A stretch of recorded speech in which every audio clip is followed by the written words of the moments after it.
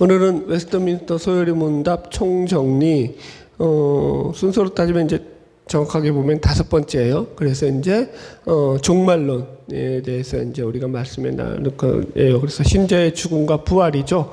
잠깐 전체 숲을 보자면 우리가 이제 첫 번째 그래서 서론하고 신론에 대해서 다뤘죠. 그죠? 그래서 이제 인생의 목적이 여기 같이 포함된 거고 성경이 포함됐고 그러면서 이제 신론에 대해서 나눴고 두 번째가 인간론. 그죠? 네. 그래서 이제 인간은 죄인이다. 죄가 뭐냐? 자기중심성이다. 죽을 때까지는 안 할 거예요. 그 다음에 세 번째가 기독론. 예수 그리스도의 사역, 그죠? 삼중직에 대해서도 배우고 죽음과 부활에 대해서도 배웠고 그 다음에 네 번째가 구원론. 구원론은 곧 성령론이다. 성령이 일하셔서 우리 가운데 구원을 참여시켜 주신 것이다. 그래서 구원론에 있어서 가장 많이 틀리는 게 우리가 믿음으로 구원받았다고 하니까 이걸 자꾸 어떻게 간다고요? 내가 믿어서 구원받은 거 아니냐. 이거 큰 착각이다. 늘 설명을 했어요. 거기 빠지면 우리의 신앙이 잘못된 길로 간다. 그리고 이제 우리가 5번째 이제 종말론에 대해서 다루는데 그러니까 이 웨스트민스터 구조가 소요리 문답 구조가 크게 두 가지 구조로 돼 있잖아요. 첫 번째가 신앙의 내용, 우리가 뭘 믿느냐라는 거예요. 믿음의 내용에 대해서 지금 우리가 이제 종말론까지 38문까지 다룰 거예요. 그리고 39문부터 107문은 그죠? 믿음의 이제 그 의무와 그죠? 책임. 우리가 뭘 그렇게 지켜야 되고 행해야 되느냐라는 그런 신앙의 의무에 대한 것들이 107문까지 우리가 다루었죠. 이전에. 다루었던 거 이제 복습해 나가는 거죠. 그래서 이제 오늘 이 종말론을 끝으로 해서 이 총정리 일부가 끝나는 거죠. 어쨌든 그래서 이제 제가 종말론을 정리하면서도 이런 생각을 좀 했어요. 우리가 믿음에 대한 것들을 잘 배워야 된다라는 거예요. 구원론에 대해서도 우리가 여태까지 쭉 배워왔지만 살펴봤지만 각 주제들마다 그 주제에 해당하는 이단들이 있었어요, 없었어요? 이단들이 있었다고요. 그죠? 종말론에는 종말론과 관련된 이단들이 있을까요, 없을까요? 당연히 있죠. 그죠? 뭐 혹시 기억나는 이단 있으세요? 종말론에서 기억나는 이단들? 시한부 종말론자들, 뭐 다미성교회. 우린 그건 다 가장 쉬운 거고. 예를 들어서 극단적 세대주의자들이라고 있어요. 세대주의 신학인데 뭐 세대주의 신학이 완전히 지금 뭐 배격되는 수준은 아닌데 그래도 많은 위험성을 안고 있거든요. 극단적 세대주의라고 해가지고 그러니까 천년왕국을 갖다가 해석을 이제 좀 너무 근본주의자들이라고 했죠. 성경 해석에서 근본주의가 위험하다고 했어요. 문자적 해석. 문자적 해석으로 하다 보면은 예를 들어서 문자적 해석이 필요한 데가 있고 상징적, 은유적 해석이 필요한 데가 있어요. 묵시문학은 문자적으로 해석해야 될까요? 상징적으로 해석해야 될까요? 예를 들어서 구약에서 나오는 묵시문학들이 다 문자로라고 하면은 말이 돼요, 안 돼요? 안 돼요. 그죠? 그래서 상징성을 가지고 있는 묵시문학들은 문자적이라기보다는 상징적이고 은유적이기 때문에 알레고리적으로 해석을 해야 되는데 근데 세대주의자들의 특징이 근본주의거든요. 그건 이제 문자적으로 해석하다 보니까 엉망이 되는 거죠. 막 성경 해석 자체가. 그래서 그런 오류들이 있다. 극단적 세대주의자들은 그래서 개혁주의에서도 이단으로 통하죠. 그렇게 평가를 해요. 여튼 뭐 여러 가지가 있어요. 그러니까 여튼 배움에는 끝이 있다 없다? 없다. 잘 배우고 잘 익혀서 이단에 빠지지 말자. 이단들의 여러분 여호와의 증인도 그런 그쪽 부류고 이게 얼마나 이 종말에 대해서 또 잘못 이해하는 부류거든요. 여튼 이제 진도 나가면서 들어가 볼게요. 오늘 그래서 37문하고 8문이라서 제가 좀 마음이 가벼워요. 2개밖에 안 돼. 자, 37문 읽어볼까요? 신자들은 죽음에서 그리스도로부터 어떤 유익을 받습니까? 신자의 죽음과 관련된 거예요. 그래서 이건 크게 두 가지로 나눠요. 신자의 영혼과 신자의 몸에 대한 거, 육신에 대한 것으로 답을 봅시다.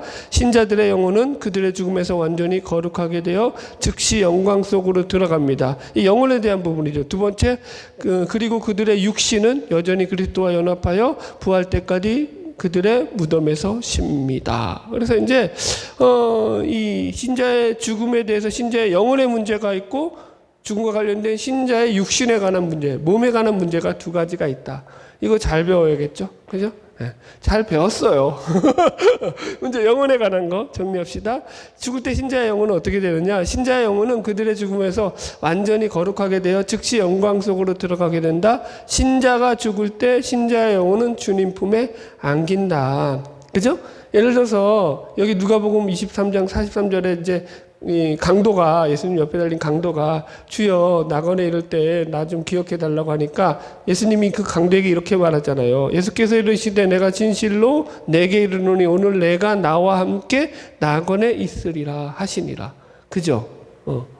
강도가 바로 이제 죽은 뒤에 바로 예수 그리스도와 함께 낙원에 있다라고 표현한다고요. 그죠? 성경에 예수님의 말씀이에요. 근데 예수님은 그러니까 이걸 갖다가 잘 해석을 해야 되는 거죠. 예수님이 죽고 나는 야 죽었다가 3일 뒤에 부활하니까 그때 나랑 같이 낙원에 가자 그러셨어요? 아니라고요. 너 죽고 나면 바로 나와 함께 낙원에 있는 거야. 그러니까 이 신자의 영혼은 죽음 뒤에 바로 예수 그리스도와 함께 낙원에 간다고요. 이제 용어 정리 좀 해드릴게요. 낙원은 그러니까 우리가 최종 천국과 지옥이죠. 최종 마지막 그죠? 예수님의 재림에서 마지막 심판에 의해서 이루어지는 건 천국과 지옥이잖아요. 근데 천국과 지옥 가기 전에 그죠? 재림 이전에 그러니까 죽은 자들이 머물러 있는 곳이 어디라고요? 낙원과 음부라고 성경은 표현하고 있어요. 이해하셨죠? 그리고 그러면 천국과 지옥에 가기 전에 낙원과 음부에 있다가 이제 그쪽으로 가는 거잖아요. 예수님의 재림에서 다시 신령한 몸으로 살아나서 그 중간에 있는 그 상태를 그래서 중간 상태다라고 말하고요. 써드릴까요? 네. 낙원, 그 다음에 음부. 그죠? 그래서 낙원에서 천국으로 가는 거고, 그죠? 그리고 지옥으로 가는 거잖아요. 이 중간을 갖다가 그리고 그래서 아직까지 여기서 이제 여기 마지막 백보자 심판이죠. 백보자 심판으로 이루어지는 거고, 이 심판은 예수의 재림 때 같이 일어나는 거죠. 이건 어렵지 않죠, 이거는. 그래서 이제 죽음에 대한 정리 이제 들어가 볼게요. 기독교적 죽음은 기독교는 몸과 영혼이 분리되는 것이라고 얘기해요. 그래서 몸은 썩지만 영혼은 불멸한다라는 게 가장 성경이 말하는 죽음의 기본적인 정의예요. 의학적 정의와 철학적 정의는 여러분들 쭉 읽어보시고요. 그건 자료니까. 그런데 일단 철학적 정의만 잠깐 복습해 드리자면은, 그러니까 인간의 철학은요 유실론일까요, 무실론일까요? 인간의 철학 사상은 유실론이에요, 무실론이에요? 무실론.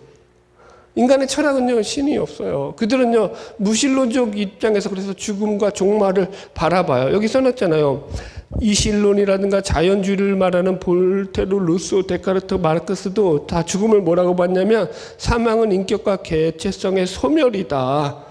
그래서 이 버트란트 러셀이 했던 인문주의자 선언에 보면은 육체의 죽음 후에도 생명이 계속된다는 것에 대한 신뢰할 만한 증거가 없다라고 봤다고요. 그러니까 죽으면 그게 종말이라는 거예요. 끝이라는 거예요. 실존주의자는 여기서 한 발 더 나갔죠. 이게 우주가 부조리하다는 거죠. 그래서 어떻게 다른 거야? 그 부조리의 최고가 죽음이라는 거예요. 그러니까 죽음 뒤에는 뭐가 있다는 거 없다는 거야. 아무것도 없다는 거예요. 그래서 우리나라도 대표적인 실존주의자가 유시민 씨죠.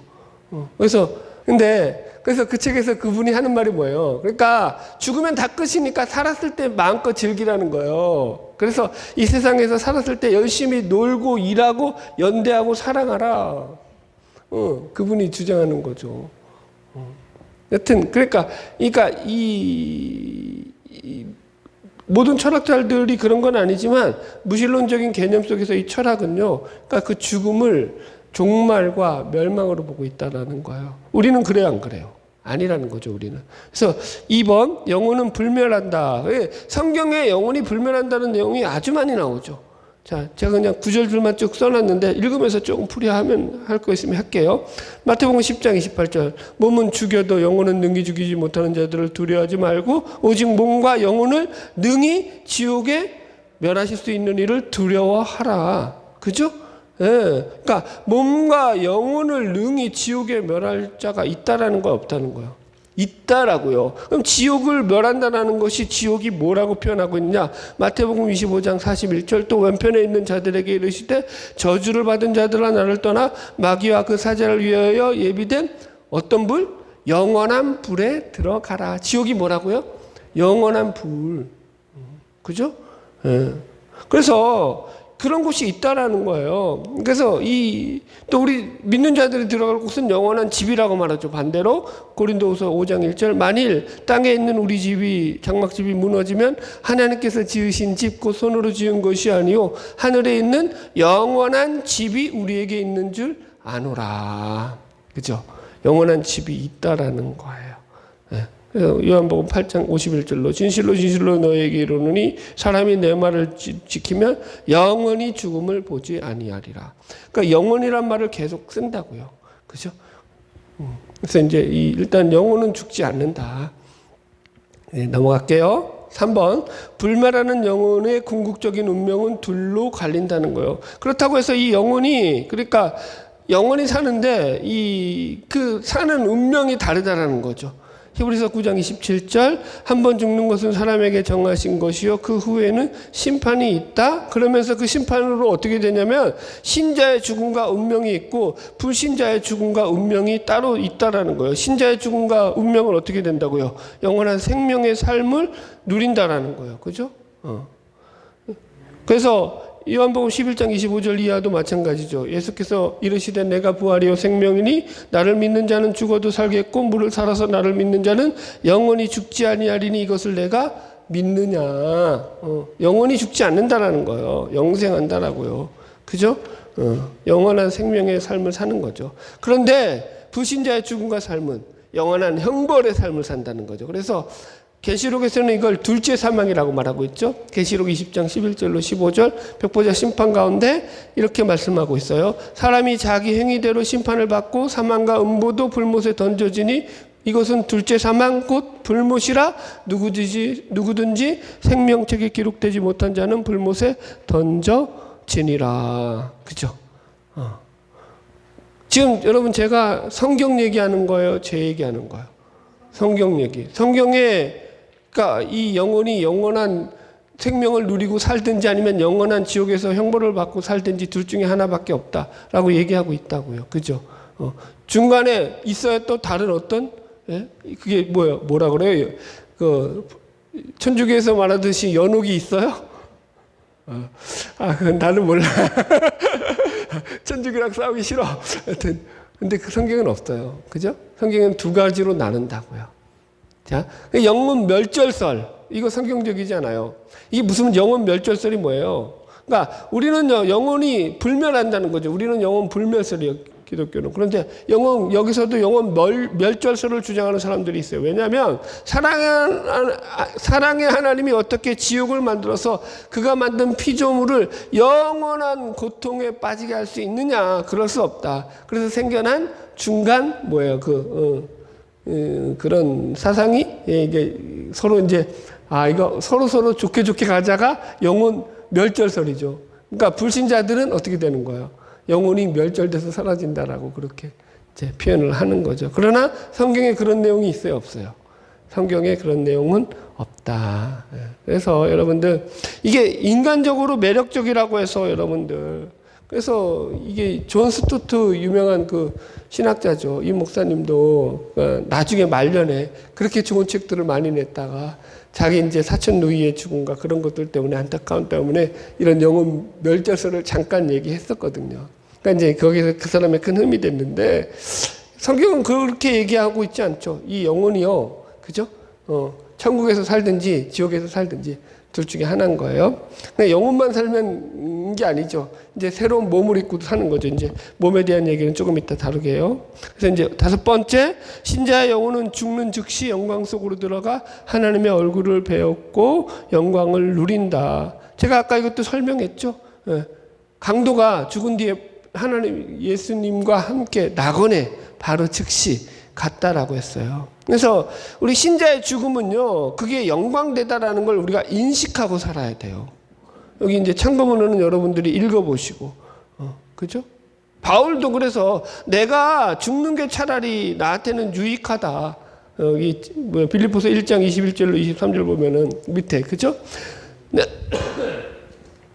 내가 사는 것이 그리스도니 죽는 것도 유익하다. 쉽게 말해서 빨리 가고 싶다는 거죠. 그러나 내가 너희들을 위해서 이 땅에 있는 게 너희들에게 유익이다. 그래서 내가 이 땅에 있다. 그렇게 얘기하잖아요. 그러니까 천국에 소망이 있는 거예요. 기본적으로 여러분들 우리가. 여러분들 이렇게 표현해 볼게요. 여러분들에게 희망을 줄게요. 내가 이 땅에서 열심히 살았어. 최선을 다해서 살았어. 그런데 망했어. 사업에 실패했어. 되는 일마다 안 됐어. 자, 그렇다고 가정합시다. 그래도 죽으면 천국, 안 돼도 천국, 못 돼도 천국. 신자는요, 갈 곳이 어디밖에 없어요. 내가 망하든 뭐 실패하든 천국밖에 갈 곳이 없어요. 어떡하냐? 다른 방법이 없어. 우리가 그런 존재라는 걸 잊지 마시라니까. 그러니까 대상에서 좀 여러분 힘들지만 여러분들 이거는요 잠시라니까요. 잠시. 그죠? 영원에 비하면 잠시잖아요. 그냥 잘 이기시면 돼요. 여긴 순례길이라고요. 우리 본향이 아니라고요. 여기에 목숨 거는 건 바보짓이에요. 그렇다고 또 이제 또 엉망으로 살아라. 시한부 종말론처럼 그렇게 살라는 얘기 아니에요. 최선을 다해 사세요. 좀 이 땅에서 좀 잘 살아보세요. 열심히 해가지고 어떻게든지. 저한테 밥도 좀 사주시고. 진짜. 이건 취소. 네. 여튼 넘어갈게요. 자, 이제 몸에 대한 거예요. 신자의 죽음과 몸에 대한 문제. 죽을 때 신자의 육신은 어떻게 되느냐라는 거예요. 의인과 악인 모두 새로운 몸으로 부활한다라는 거예요. 고린도전서 15장 20절로 22절. 그러나 이제 그리스도께서 죽은 자 가운데서 다시 살아 잠자는 자들의 첫 열매가 되었다. 아담 안에서 모든 사람이 죽은 것 같이 그리스도 안에서 모든 사람이 삶을 얻으리라. 그죠? 여기서 보면은 아담 안에서 모든 사람이 죽었듯이 그리스도 안에서 모든 사람이, 그러니까 신자만 다시 살아난다고 했어요? 모든 사람이 다시 살아난다고 해요? 모든 사람이 다 살아나는 거예요. 신자 불신자 상관없이 인간은 다 그리스도를 중심으로 다시 살아난다고요. 그래서 이 죽음이 몸과 영혼의 분리라고 했잖아요. 그래서 영혼이 몸을 떠나면 우리 육신의 몸이죠. 이 땅에 이제 100년 미만으로서는 육신의 몸은요, 물리적인 구성에 따라서 이 흙으로 돌아가요. 흙으로 만들어졌기 때문에. 그죠? 이거 썩어 없어지는 거예요. 이 몸이 다시 살아나는 건 아니에요. 자, 두 번째, 그래서 새로운 몸으로 다시 사는데, 이게 이제 예수님이 재림하시고서 이제 예수님과 그 영혼이 음부에 있고 낙원에 있는 그런 두 종류의 그런, 그죠? 신자, 불신자의 그 영혼 상태가 예수님의 재림과 더불어서 이제 뭐가 되는 거예요? 신령한 몸을 입는 거예요. 새로운 몸을 입는 거예요. 근데 그 새로운 몸이 신자의 몸이 있고 불신자의 몸이 있겠죠. 두 몸이 있는 거예요. 그래서 신자의 몸을 신령한 몸이라고 성경은 표현하고 있어요. 자, 읽어봅시다. 고린도전서 15장 44절. 육의 몸으로 심고 신령한 몸으로 다시 사나니, 그죠? 육의 몸이 있은 즉도 영의 몸도 있느니라.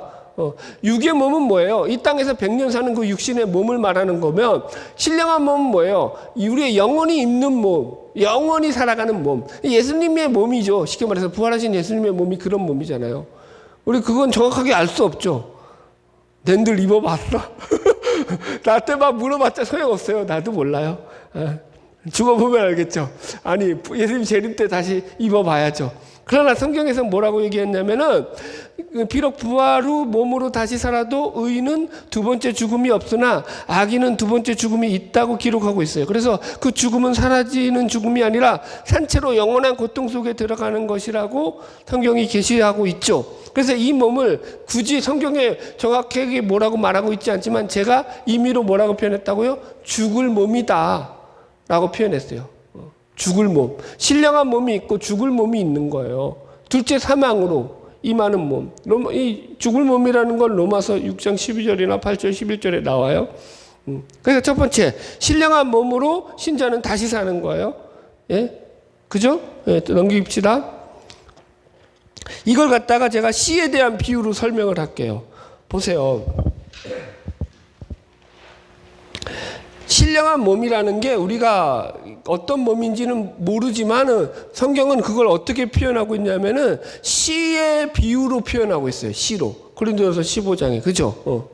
여기 보세요. 15장 35절. 누가 묻기를 자꾸 죽음 얘기하니까 다시 정리할게요. 누가 묻기를 죽은 자들이 어떻게 다시 살며 어떠한 몸으로 오느냐 하리니 어리석은 자여 내가 뿌리는 씨가 죽지 않으면 살아나지 못하겠고 또 내가 뿌리는 것은 장래의 형체를 뿌리는 것이 아니요 다만 밀이나 다른 것의 알맹이 뿐이로되 하나님이 그 뜻대로 그에게 형체를 주시되 각 종자에게 그 형체를 주시느니라. 그러니까 씨가 아주 비유가 적절한 게 뭐냐면 여러분 보세요. 씨는요 그 형체가 나중에 땅에 심어서 변해요 안 변해요? 변해요. 그 형체 그대로 있지 않아요. 그죠? 그런데 보세요. 그러면은 그 씨가 형체가 변한다고 해가지고 농부들은 씨를 보면 이 씨가 무슨 씨인지 알아요? 몰라요? 농부면 알지. 우리는 모르지. 우리들은 눈이 어디가 모르. 농부들은 알죠. 이게 무슨 씨인지 안단 말이에요. 그래서 구별해서 심는다고요. 벼씨를 뿌려야 되는데 거기다가 여러분 뭐예요? 감자씨를 뿌리면 안 되잖아. 하여튼 그렇다고요. 넘어가. 하여튼가 씨는요, 여러분들 보세요. 그게 형체가 변하지만은 그 형체를 변함에도 불구하고 그 씨 자체에 가지고 있는 그 유전 정보에 대한 것을, 그죠? 그건 변해요, 안 변해요?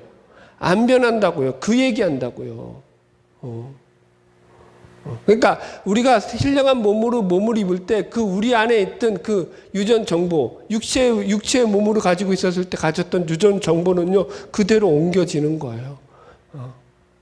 표현을 이렇게 해서 죄송해요. 저도 그거밖에 몰라요. 근데 성경이 표현하니까 씨는 형체가 변하지만 그 씨의 그 본래 본질, 얘가 사과 씨면은요 커서도 뭘로 자라는 거예요? 사과나무로 자라는 거야. 얘가 얘를 무슨 씨로 할까요? 뭐 좋아하세요? 네, 감자 씨로 합시다. 그래요. 미안해요. 갑자기 감자 씨로 심었으면 얘는 여기서는 감자가 나오는 거예요. 감자 씨 심었는데 거기서 고구마 나오면 돼요, 안 돼요? 안 되죠. 말이 안 되는 거예요. 그러니까 씨의 독특한 그 정체성이 있다고요. 씨마다. 우리 인간도 마찬가지고요. 그런 정체성이 이게 훼손되지 않는다니까요. 안 사라진다니까요. 여러분 보세요. 간단한 예로 그러면은 지금 우리가 기억하고 있는 우리의 이 모든 이게 무신론자들, 이신론자들은 이게 다 죽으면 없어진다고 하잖아요. 우리의 뇌에 기억되어 있는 모든 의식이라든가 이런 정보들이, 그죠? 그럼 여러분 이게 뇌 어디에 기억되어 있어요? 한번 물어보세요. 뇌과학자들한테 물어보세요. 우리의 이런 유전 정보들, 이런 것들이, 우리의 어떤 기억들이 여기 어디에 기억되어 있냐고요. 뭐 손에 어디 어디 부분에 기억되어 있다. 웃기지 말라고 하세요. 어디 있는지 알아요, 몰라요? 몰라요. 그게 신비라니까. 이해하시겠어요? 하나님 우리 몸을 그렇게 만드셨다고요. 그래서 신령한 몸으로 살 때 그것이 훨씬 더 좋은 몸이죠, 여러분들. 질문. 여기 어디에 해놨죠? 여기 부활은 신자에게 영광스러운 소망이다. 이거 뒤에 가서 해야 되겠구나. 이거 조금 이따 다룹시다. 여튼 그래서 그 부분 다 하고 이제 두 번째 됐죠? 이 신자의 죽음에 대한 부분들 끝났어요. 영혼에 대한 부분과 몸에 대한 부분들 정리됐죠? 이 부분은 이렇게 살아난다. 세 번째 이제 38문 넘어갑시다. 같이 읽읍시다. 신자들은 부활해서 그리스도로부터 어떤 유익을 받습니까? 답. 부활 때에 신자들은 영광 속에서 살림을 받아 심판의 날에 공개적으로 인정되고 죄가 없다고 선언되고 그리고 완전히 복을 받아 하나님을 충만하게 영원히 즐거워합니다. 그러니까 이제 신자가 누리는 부활의 유익들에 대해서 세 가지로 얘기하는 거예요. 첫 번째, 영광 속에서 살림을 받는다. 두 번째, 심판날에 공개적으로 죄가 없다고 무죄로 인정받는다. 네 번째, 완전한 복을 받아서 하나님을 충만하게 영원히 즐거워하게 된다. 지금 우리가 하나님을 즐거워하는 것보다 더 기쁨을 가지고 우리가 살게 되는 거예요. 네, 그 얘기인 거예요. 부활에서. 첫 번째, 영광 속에서 살림을 받는다라는 거예요. 그래서 1. 영혼만 하늘의 영광을 누리는 것은 온전한 형태의 생명의 형태와 누림이 아니다. 육신이 부활하여 영혼과 연합하여 영광을 누릴 때 구원이 완성된다. 그러니까 신령한 몸을 입을 때야 완전한 우리의 뭐죠? 완전한 부활이 이루어지는 거죠. 낙원에 있을 때는 아직 완전한 부활은 아닌 거예요. 이 영혼의 부활이니까. 우리의 몸은 아직 살아난 게 아니니까. 자, 그래서 여기서 살림을 받는다라는 게 뭐냐면 소생시킨다라는 거예요. 그러니까 우리 신자의 부활은요, 하나님께서 우리의 영혼만 아니라 우리의 몸도 새롭게 소생시키고 살리는 것이 신자의 부활이다. 이게 이제 잘못된 부활관, 제가 하나의 지난번에도 얘기했는데 말씀 보존학회에 거기 영향을 가장 많이 미쳤던 피터 러크만이라는 그 인간이 뭐라고 말했냐면은, 여러분들 기억날 거예요. 예수를 믿다가 죽어서 부활하게 되면은 모든 인간은 다 33살에 건강한 남자 몸으로 부활한다는. 왜? 예수님이 33살에 부활하셨으니까. 예. 여자들도 건강한 33살의 남자로 부활을 한다는 거야. 자, 제가 질문할게요, 여러분들. 여러분들 그러면 여자분들에게 물어볼게요. 여러분들 남자로 부활하고 싶어요?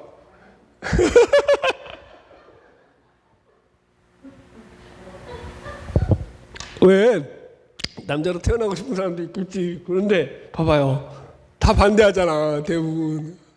그거 얼마나 웃어. 그러니까 이게 인간의 종교관이라니까. 이슬람하고 똑같잖아요. 그죠? 지하드 해가지고 폭탄테러 해가지고 성전에서 죽으면 자살한 사람은 천국에 천국에 가면 걔네들은 아리따운 70명의 여인들이 자기 시청을 든대요. 아, 진짜 이게 참 기가 막힌 노릇이죠. 그러니까 그 나라가 어떤지를 모르는 거예요. 여러분들. 이런 거 잘못 배우면 안 된다. 예. 자, 넘어갈게요. 그래서 2번, 부활은 신자에게 영광스러운 소망이다. 그러니까 이게 무슨 말이냐면은, 부활한 신자의 몸에 대해서 고린도전서 15장에서는 그 부활체가 썩지 아니하고 영광스러우며 강하고 신령하고 하늘에 속한 형상이라고 말씀하고 있어요. 그러니까 그 몸 자체가, 신령한 몸이 예수님이 재림 가운데서 중간 상태를 벗어나서 이제 여기서 이제 어디 있어요? 이제 여기서 신령한 몸을 입는 거 아니에요. 그죠? 우리 신자는. 그리고 여기 지옥에 가는 애들은 죽을 몸을 입는 거고. 그죠? 이게 이제 영원히 사는 몸을 입는다는 거죠. 그런데 자, 보세요. 이 몸을 입는데 여기 말한 대로 이게 영광스러우며 강하고 썩지 아니하고 신령하고 하늘에 속한 형상이라고 했는데, 그러면 질문해 봐야죠. 이 땅에 살 때 선천적 장애를 가지고 태어났던, 그런 육신에 장애가 있었던 그런 사람들은 부활할 때 그럼 그 몸이 장애를 가지고 또 부활하겠느냐라는 거예요. 말이 돼요, 안 돼요? 안 되죠. 왜냐하면 그 몸은요, 그곳에는 슬픔이 없고 눈물이 없고 아픔이나 고통이 없다고요. 거기서도 차별받으면은 천국이야, 거기가 지옥이야? 지옥이지. 이해가시겠죠? 그러니까 완전히 새 몸을 입는다라는 개념을 가지셔야 돼요. 그러니까 성경을 통해서 우리가 유추하는 게 이 정도다라는 거죠. 뭐 어떤 몸인지는 가서 입어 보셔야죠. 뭐 그렇다고 또 뭐 전부 다 나는 박보검 같이 생기게 해달라 그러고, 나는 또 누구야 또 요새 누가 또 예뻐요? 아이유? 그 다음에 또 누구지? 박보영? 뭐 이런 예쁜 탤런트 같이 생기게 해달라고? 뭐 그건 여러분들 알아서 하시고. 넘어갑시다. 그래서 38-2 부활의 유익이 두 번째가 뭐냐면 심판의 날에 공개적으로 인정되고 죄가 없다고 무죄로 선언된다라는 거예요. 신자의 부활과 마지막 심판은 예수님의 재림으로 시작하는 거예요. 그죠? 그래서 사도신경의 신앙 고백도 이렇게 나오잖아요. 본디오 빌라도에게 고난을 받으사 십자가에 못 박혀 죽으시고 장사한 지 사흘 만에 죽은 자 가운데서 다시 살아나시며 전능하신 하나님 우편에 앉으셨다가 저리로서 산자와 죽은 자를 심판하러 오시리라. 그죠? 그때가 언제라는 거예요? 재림이라는 거예요. 이게 백보자 심판인 거고. 이해하셨죠? 이 심판이 최종적인 거예요. 끝인 거예요, 여러분들. 여기서 더 심판은 없는 거예요. 자, 그래서 이제 이 부활과 관련해서, 이제 신자의 부활과 관련해서 성경에 나오는 가장 이 뜨거운 감자 중에 하나가 이 예수님의 재림과 천년 왕국에 대한 거예요. 그래서 크게 이 천년 왕국설은 세 가지로 나눠져요. 무천년설, 후천년설, 전천년설. 그래서 이제 일단 전천년설은 뭐냐면은 천국 왕국을 기준으로 해서 예수님의 재림이 천년 왕국 시대보다 먼저 온다라고 이해해서 천년 왕국 전, 그죠? 재림설 해가지고 줄여서 전천년설. 이해하셨죠? 예수님의 재림이 먼저 오는 거예요. 그죠? 그래서 이게 세대주의 신학자들의 주장이에요. 이게 그러니까 세상에서 왕노로 탄다라고 생각하는 거예요. 여러분, 우리가 그러면 성경에 세상에서 왕노로 탄다고 했어요? 그 나라에서 왕노로 탄다고 했어요? 그 나라에서. 지금 그러니까 세대주의자들 중에 신사도주의자들이 많죠. 세상에서 문화점령에서 왕노릇 하려고. 그런 개념을 가지고 있다고요. 이거 위험한 거죠. 후천년설은 그럼 뭐겠어요? 예수님의 재림이 천년왕국 뒤에 온다라는 거예요. 자, 그러면 세 번째가 무천년설이에요. 이게 이제 보통 개혁주의 신학자들 대부분의 주장이죠. 천년을 문자적으로 해석해서 진짜 천년의 시간이 아니라고 보고 천년이라는 기간을 주님의 초림과 재림까지의 전 기간을 상징적으로 보는 거예요. 성경에 이런 숫자들이 얼마나 많이 나와요. 666, 14만 4천, 7가지 재앙, 그죠? 대접 재앙, 그 7가지 재앙도 어떻게 나와요? 3번에 걸쳐서 나온다고요. 3번. 7번씩 3번에 때린다고요. 그건 뭐예요? 완벽한 심판을 의미하는 거예요. 최종 심판을 의미한다고요, 그게. 여러분들. 그 요한복 보세요. 왜 이게 문제가 되냐면, 이게 문자적으로 해석하게 되면 어떤 문제가 생기죠? 여러분들? 이 전천년설의 문제가 뭐냐면, 예수님의 재림이 먼저 왔어요. 우리는 그게 최종 심판이란 말이야. 근데 그게 아니라 예수님의 심판이 왔는데도 불구하고 성경에 보면은 천년 왕국 그래서 그 잠깐 그 마귀가 무저경에 묶여 있어요. 에이, 찾아봐. 에이, 답답해서. 계시록 가. 계시록 가세요. 20장. 읽어보는 게 속 편해. 읽어드리는 게 속 편해. 자, 보세요. 요한계시록 19장 11절부터 21절까지가 예수님의 재림이에요. 재림이 있단 말이에요. 그리고 나서 이걸 문자적으로 해석하니까 그 뒤에 천년왕국이 이루어진단 말이야. 그래서 전천년설을 주장하는 거거든. 보세요. 그러면 어떤 일이 발생하나 보세요. 20장 1절부터 3절 읽어보세요. 시작. 또 내가 보매 천사가 무저갱의 열쇠와 큰 쇠사슬을 그의 손에 가지고 하늘로부터 내려와서 용을 잡으니 곧 옛뱀이요 마귀요 사탄이라 잡아서 천년 동안 결박하여 무저갱에 던져 넣어 잠그고 그 위에 임봉하여 천년이 차도록 다시 만국을 미혹하지 못하게 하였는데 그 위에 잠깐 놓이리라. 이해하셨죠? 재림이 왔는데 그래서 마귀는요 끝장을 본 거예요? 끝장을 안 본 거예요? 끝장을 안 봤어요. 잠깐 잡혀있다가 무정에 잡혀있다가 천년 동안 잡혀있다가 다시 풀려난단 말이에요. 잠깐 놓인단 말이에요. 그래서 또 싸움이 나요. 보세요. 7절 시작. 천년이 참에 사탄이 그 후에서 놓여 나와서 땅과 사방 백성 곧과 마곡을 미혹하여 모아 싸움을 붙이리니 그 수가 바다의 모래 같으리라.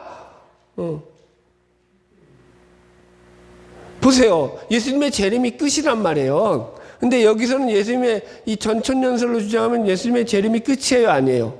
끝이 아니에요. 이 세상에서 지지고 볶고 또 무슨 일이 벌어져요. 그것도 1000년 동안이나. 미치고 환장하는 거지, 여러분들. 그러다가 나중에 또, 그러니까 보세요. 마귀가 또 풀려나. 그리고 또 전쟁을 해.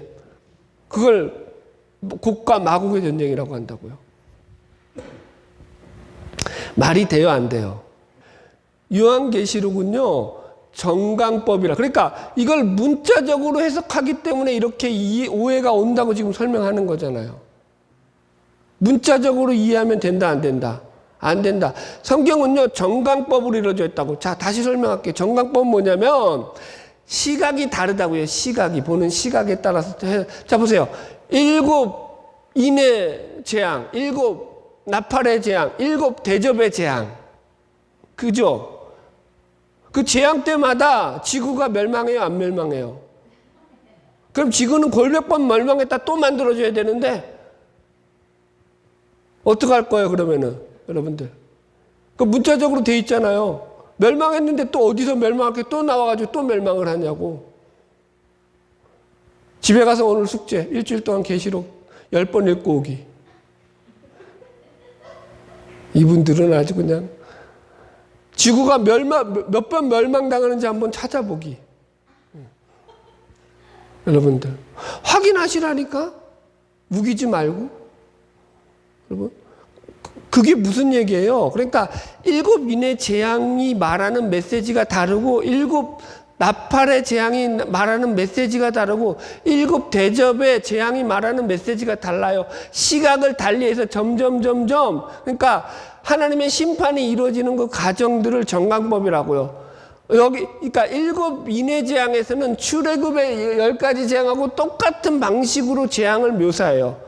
기술적 묘사죠. 이런 재앙들이 너희들에게 있어. 그러면서 7 나팔의 재앙에 가서는요. 그것이 이제 이 재앙을 일으키는 그 근원적인 그 실체. 그죠? 영적 그죠? 음흉한 그 영적인 실체들에 대해서 이제 슬슬 드러낸다고요. 마귀에 대한 존재들을 드러낸다고요. 거기서 이제 풀려난다고요. 7 대접에 가서는 이제 그것이 완전히 벗겨졌으니까 베일이 벗겨졌잖아요. 그러면 이제 확실하게 여기 속에서는 전체적인 구도 속에서 멸망이 이렇게 이루어짐을 다시 한번 보여준다고요. 똑같은 멸망의 내용인데 그걸 시각에 따라서 설명한다고요. 제가 지난번에 이거 똑같이 설명했어요. 사고가 났어요. 그런데 사고가 났는데 예를 들어서 차가 와서 오토바이를 박았다고 합시다. 오토바이 운전자가 본 입장, 차를 운전했던 차 운전자가 보는 입장, 그 다음에 CCTV 옆에서 CCTV가 찍었어. CCTV에 찍힌 그 CCTV 영상의 그 내용 증언하는 사람에 따라서 같아요, 달라요? 틀리다니까요. 그 얘기하는 거라니까. 여러분, 그래서 정강법이라고 한다고요. 지금 그 얘기를 반복해서 하는 거예요. 그렇다고요. 자, 그래서 천년왕국설에 대해서 오해하면 안 된다. 이해하셨죠? 그러니까 시판은 있죠. 멸망은 있는데 재림이 끝이에요, 여러분들. 그거 착각하시면 안 돼요. 네, 넘어갑시다. 그래서 조심해야 될 종말론, 예를 들어서 시한부 종말론 사상, 그날과 그때는 아무도 몰라요.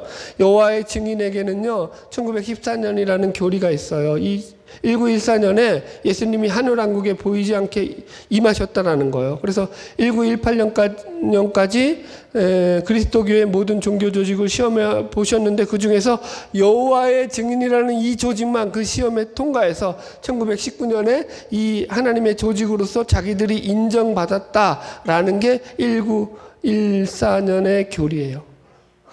대박이죠? 그러니까 지들만 믿어야 된다는 거예요. 벌써 예수님은 재리에 와 있다는 거예요. 여러분들. 그러나 보세요. 성경에 마태복음 24장 30절. 그러나 그날과 그때는 아무도 알아요, 몰라요? 모르나니 하늘의 천사들도 아들도 모르고 오직 아버지만 아시느니라. 시한부 종말론자들이 지금도 그러니까 존재하고 있고 여기에 미혹에 빠지는 인간들이 여전히 있다. 조심하라. 세대주의 종말론, 666을 베리칩이라고 주장하거나 적그리스도를 로마 카톨릭 교황이라고 주장하거나 최근에 일어났던 변이 바이러스를 가리켜서 역병과 전염병을 통한 종말의 심판이라고 주장하거나 하여튼간 여러분 자연재해라든가 예를 들어서 코로나 바이러스라든가 이런 거 나올 때마다 그거 갖고 하나님의 최종 심판 재앙이다라고 하는 사람들은 세대주의자일 확률이 높고요. 조심하셔야 돼. 근본주의자들의 확률이 높고요. 봐라 하나님의 심판이다.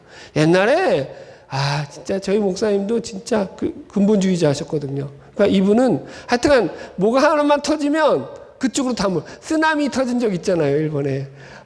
그 하나님이 저것들 예수 안 믿는 나라라고 하나님이 치셨다고 해가지고 또 신문지상에 또 엄청 욕먹었지. 남들 재앙에 대해서 돕지는 못한 거 아니죠. 저주의 말을 하면 되냐 이러면서. 하여튼 그랬다고요. 넘어갈게요. 세관점 학파의 유보적 칭의론. 이것도 위험해요. 그러니까 유보적 칭의론이 뭐냐면 이건 최근 신학인데 톰 라이트 목사에 의해서 만들어진 거죠. 예수를 믿어서 언약 공동체인 교회 안으로 들어왔지만 그것으로 끝난 것이 아니라 최종 하나님의 백보자 심판대 앞에 서게 됐을 때 유보적 칭의를 가지고 그때 가서 최종적인 심판을 받게 된다는 거예요. 왜? 하도 예수 믿는 것들이 엉망으로 믿으니까 삶이 엉망이니까 너희들 구원받았다고 너희들 얘기하지 마라. 백보자 심판대 앞에서 그게 확정되는 거야. 그래서 칭의가 확정된 게 아니라 유보됐다고요. 그러나 성경은 그렇게 말하고 있지 않죠. 누구든지 예수를 믿는 자는 멸망치 않고 영생을 얻으리라. 여기 보세요. 몇 절에 내가 써놨는데 어디 나올까요? 잠깐 한 장 넘겨볼까요? 로마서 여기 5페이지 4번 보세요. 로마 예수 정죄에 반받지 않는다는 거. 예수의 중보로 말미암아 믿는 자에게는 정죄되지 않는다. 로마서 8장 1절. 그러므로 이제 그리스도 예수 안에 있는 자에게는 결코 정죄함이 없나니. 그죠? 예수 그리스도 안에 있는 자는요 이미 정죄함이 없다고요. 믿는 즉시 우리는 다 구원받았다고요. 여기 보세요. 내가 진실로 너희에게 이르노니 내 말을 듣고 다 보내시는 이를 믿는 자는 영생을 얻었고 심판에 이르지 아니하나니 사망에서 생명으로 옮겼느니라. 과거형이라고. 예수를 믿는 자는 과거형이라고요. 너의 믿음이 칭의가 유보되어서 하나님 앞에 심판대 앞에 가야지 결정난다. 성경은 그렇게 말하고 있지 않아요. 예수를 믿는 그 순간에 너희들의 영생은 보장된 거야 라고 얘기한다고요. 그 믿음이 진짜 믿음이어야 하는 조건이 있지만, 단서가 있지만. 이해하셨죠? 그래서 이런 것들 다 위험한 거다. 자, 넘어갈게요. 다시 넣어서 4번 예수의 재림은 인격적이고 육체적이며 가시적이고 갑작스러우며 영광과 승리의 주님으로 오시는 재림이 될 것이다. 그러니까 엄청 혼란스럽겠죠. 사실은. 여러분들 예수님이 재림하신다고 생각해 보세요. 그러니까 초림은 예수님이 이 땅에 아시게 오셨어요? 모르게 왔어요? 모르게 왔단 말이에요. 예수님이. 그죠? 그래서 예수님을 못 알아봤다고요. 세상이. 그러나 재림 때는 그렇게 오셔야 아니에요. 구름 타고 오신다고요. 다 알게 오신다고요. 드러나게 오신다고요. 그리고 최종 심판으로 오신다고요. 그래서 아마 큰 난리가 나겠죠. 5번 모든 사람은 자기의 행위로 심판을 받고 생명책에 기록되지 못한 자는 불못에 던져주리라. 그러니까 성경의 관점은 뭐냐면 믿는 자도 심판을 받는다는 거예요. 믿지 않는 자만 심판받는 게 아니라 다 심판받아요. 행위에 따라 심판을 다 받는 거예요. 그죠? 자, 1번 6-1번 보세요. 모든 사람은 다 하나님의 심판대 앞에 서서 심판을 받는다. 여기에 신자 불신자 모두 예외가 있다 없다? 없다. 그죠? 하나님은 모든 행위와 모든 은밀한 일을 선악간에 심판하신다. 그래서 여기 몇 절에 나와요? 여기 한 장 넘겨보세요. 2번 예수를 믿는 성도들도 심판을 받는다. 성도들은 심판을 받지 않을 것이라고 생각하는 사람들이 많은데 행위로 심판받는 위의 성경 구절 외에도 우리가 다 반드시 그리스도의 심판대 앞에 드러나 각각 선악간의 금음으로 따라 행한 것을 따라 받으려 함이라 라고 고린도후서 5장 10절의 말씀처럼 다 선악간의 심판을 받는 거예요. 그런데 차이는 뭐예요? 차이는 심판대 앞에서 예수님이 우리의 중보자가 되신다고요. 그래서 우리가 우리의 중보자 되시는 예수 그리스도에 의해서 어떻게 되는 거예요? 우리의 죄가 덮음을 받고 우리의 행위가 덮임을 받고 생명책에 기록된 그 이름에 따라서 우리가 천국에 들어가게 되는 거예요. 이해하셨죠? 네, 그래서 정죄함 받지 않는다라고 얘기한다고요. 마지막 부활의 유익, 완전히 복을 받아 하나님을 충만하게 영원히 즐거워한다. 그래서 성경은 우리 의인들이 들어갈 그 곳을 새 하늘과 새 땅이라고 하고 새 예루살렘이 내려오는 곳이다라고도 표현을 합니다. 그래서 우리는 그래서 그곳에서 영원한 복락을 누리며 살게 될 것이다라고 성경은 이야기합니다. 그래서 이 땅 가운데 있을 때 신자의 죽음은 그 몸은 잠깐 쉼을 얻는다고 해요. 쉼을 누린다고 표현하잖아요. 죽음을 쉼이라고 말한다고요. 왜 쉰다고 표현하죠? 안식한다고 표현하죠? 여러분들? 그러니까 이게 다른 거예요. 그러니까 불신자의 죽음을 쉼을 누린다라고 말하고 있잖아요. 성경은. 누구만 쉼을 누리는 거야? 신자들의 죽음에만. 그게 복된 죽음이기 때문에. 이게 다른 거예요. 그러니까 여러분 보세요. 세상에서 동서양을 막론하고 인간의 죽음에 대해서 다 어떻게 생각하죠? 인간의 죽음을 슬픔이라고 생각하고 아픔이라고 생각하고 이별이라고 생각하고 고통이라고 생각하고 다 심지어 저주라고까지 생각을 하죠. 그래서 죽음을 다 싫어하죠. 뭐죠?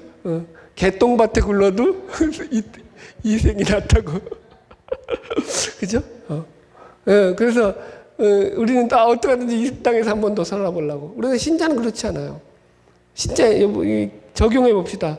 죽음에 대한 기독교적 신앙관이 나의 삶에 미치는 영향이 있느냐라는 거예요. 주님 맞을 준비하고 이 땅을 살아가느냐라는 거예요.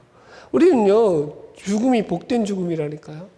이 땅에서 여러분들 그래서 우리는 이 죽음을 담담하게 맞이할 수 있는 거예요. 열심히 살다가. 그날 오라 하면 가면 되는 거예요. 이때라, 주의 구원 받을 때가 이때라. 가면 되는 거죠. 이 몸의 소망 무언가 우리 주 예수뿐일세. 잠시 세상에 내가 살면서 항상 찬송 부르다가 날이 저물어 오라 하시면 영광 중에 나가리. 그만합시다. 여러분 보세요. 장례식에 가잖아요. 저는 부목 때 대교에서 했기 때문에 장례를 많이 치렀다고 여러 번 얘기했잖아요. 큰 교회에서 부목을 하다 보니까 신자의 죽음과 불신자의 죽음은 다르다니까요. 화장터에 가잖아요. 화장터에 가도 다른 불신자들은요 전부 다 그 죽음에 대해서 그냥 통곡하는 그런 모습으로 해요. 물론 그죠. 가까웠던 그 사람을 가족을 보내야 사별해야 되는 그 슬픔 이별이 있기 때문에 슬픈 건 있어요. 그럼에도 불구하고 장례 예배 절차는 어떻게 이루어진다고요? 기쁨 가운데 이루어진다니까요. 예? 거기서 여러분들 우리는 장송곡을 안 불러요. 예. 예. 천국 환송곡을 부르죠. 천국으로 잘 가소서. 그게 우리 기독교인인 거예요, 여러분들. 그거 놓치면 안 돼요. 이 땅 가운데 그래서 잘 이기고 사세요, 여러분들. 아유, 그렇다고요. 자, 넘어갑시다. 올바른 부활신앙을 가지고 이 땅을 살아가자. 부활에 대해서도 우리가 좀 바로 배워야 될 분들이 많았어요. 그죠? 인간의 혼과 영혼과 몸에 대한 부분도 있었고, 또 이제 천년왕국에 대한 부분도 있고, 재림에 대한 부분들, 예, 그죠? 이런 것들을 잘 배우지 못하면, 부활을 이상하게 이해가지고, 이 휴거 때 또, 휴거 가지고 또 되게 재밌는 것도 많았잖아요. 옛날에. 그러니까 다 세대주의자들이 만든 영화예요. 휴거 가지고. 그죠? 그냥 갑자기 일하다가 옆에서 사라지는 거야. 나 그래서 맨날 집사람이 없을 때는 열심히 찾아다니더라. 여보! 우리 교회를 다 돌아다녀. 여보! 어딨어? 혼자 휴가 되면 안 돼! 막 이러면서. 그러니까 이게 나쁜 영화를 본 이게 안 없어져, 그런 것들은. 그런 개념이 아니라는 거죠, 여러분들. 늘 기억하고요. 우리의 믿음 가운데서 이 땅을 살아가는 동안에 또 이런 부활 신앙이 우리의 믿음에 힘을 준다고요. 힘들어도. 자, 다시 합시다. 결론이 뭐라고요? 신자는 망해도 천국이다. 실패해도 천국이다. 기억하고 사세요. 바라기는 저 여러분 이 땅 가운데 다시 믿음으로 승리함으로 나아가는 저 여러분 되기를 주의 이름으로 축복합니다. 기도하겠습니다. 좋으신 하나님